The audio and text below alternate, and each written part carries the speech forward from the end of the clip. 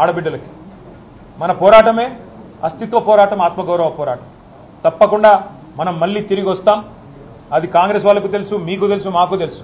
4 ఏళ్లలో మళ్ళీ కేసీఆర్ గారి నాయకత్వంలో తిరిగి తెలంగాణలో ప్రభుత్వం కూడా మనదే ఏర్పడుతుంది. ఏర్పడ్డ తర్వాత వెంటనే తప్పకుండా రాజీవ్ గాంధీ గారి విగ్రహాన్ని అక్కడి నుంచి సకల మర్యాదలతో తొలగిస్తాం. అక్కడి నుంచి వారు కాంగ్రెస్ వారు ఎక్కడికి కోరుకుంటే అక్కడికి తరలిస్తాం. అక్కడ మాత్రం ఖచ్చితంగా తెలంగాణ తల్లి విగ్రహాన్ని పెడతాం. ఇవాళ కాంగ్రెస్ చేసిన ఈ దుందుడుకు, దుర్మార్గ కుసంస్కార పనికి నిరసనగా తప్పకుండా రేపటి రోజున అంతర్జాతీయ విమానాశ్రయం పేరు కూడా మారుస్తాం. ఒక తెలంగాణ ప్రముఖుడి పేరే పెడతాం. ఎందుకంటే ఇవాళ భారతదేశంలో ఏ నగరానికి పోయినా అక్కడి వాళ్ళ ప్రముఖుల పేర్లు ఉంటాయి. మీరు బొంబాయికి పోతే ఛత్రపతి శివాజీ, అదేవిధంగా బెంగళూరుకి పోతే కెంపెగౌడ పేరు, ఇట్లా ఎక్కడ పోతే అక్కడి ప్రముఖుల పేర్లు ఉంటాయి. కేవలం హైదరాబాద్లో మాత్రమే ఇవాళ రాజీవ్ గాంధీ గారి పేరు. ఇన్ని రోజులు సంస్కారవంతంగా భరించినాం, ఇక భరించే ఓపిక లేదు. ఈ కాంగ్రెస్ చేస్తున్న చిల్లర ప్రయత్నాలు, చిల్లర పనులు ఏవైతే ఉన్నాయో దీనికి ధీటుగా 4 ఏళ్ల తర్వాత సమాధానం చెప్తాము.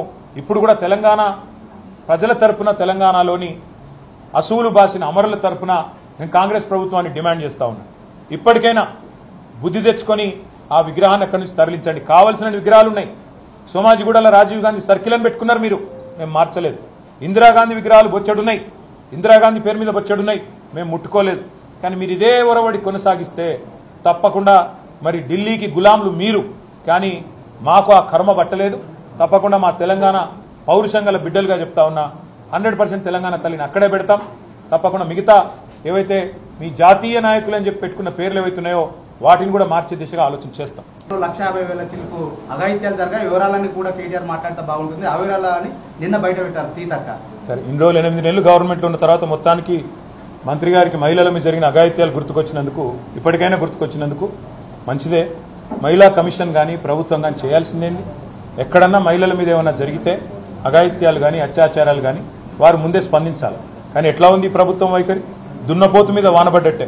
అక్కడ కొల్లాపూర్లో ఒక చెంచు మహిళ మీద అఘాయిత్యం జరిగితే మా నాయకురాలు సత్యవతి గారు, సబిత గారు, మా నాయకులు మరి జనార్దన్ రెడ్డి గారు, గోవల బాలరాజు గారు, బీరం హర్షవర్ధన్ రెడ్డి గారు అందరూ పోయి ఆ అమ్మాయిని నాగర్ కర్నూలు ఆసుపత్రిలో చేర్పించేదాకా స్పందన లేదు. అదేవిధంగా మొన్నటికి మొన్న షాద్ నగర్లో ఒక దళిత మహిళ మీద అక్కడ పోలీసులు అఘాయిత్యం చేస్తే దాని మీద స్పందన లేదు. చివరికి మా నాయకురాలు సబితా ఇంద్రారెడ్డి గారు పోయి గొడవ చేస్తే, మా ఆర్ఎస్ ప్రవీణ్ కుమార్ గారు పోయి గొడవ చేస్తే మొన్న మధ్యన ఆ పోలీసులను సస్పెండ్ చేసింది. ఒకటి కాదు, ఇవాళ చెప్పమంటే ఎన్ని అఘాయిత్యాలు, ఎన్ని అత్యాచారాలు జరుగుతున్నాయో తెలంగాణలో 8 నెలల్లో మీరే మీ కళ్ళ కట్టినట్టు చూడొచ్చు. మహిళా కమిషన్ అయినా, రాష్ట్రంలోని శాంతి భద్రతల విభాగం పోలీసులైనా చేయాల్సిన పని ఏందండి? వాళ్ళు చేయాల్సిన పని మొదలు ఖచ్చితంగా రాష్ట్రంలో మహిళలు కానీ, పిల్లలు కానీ, రాష్ట్రంలో ఉండే మా అన్న తమ్ముళ్ళు కానీ, ఇక్కడ ఉండే కుటుంబాలు కానీ శాంతియుతంగా బతికే విధంగా చూసుకోవాలి.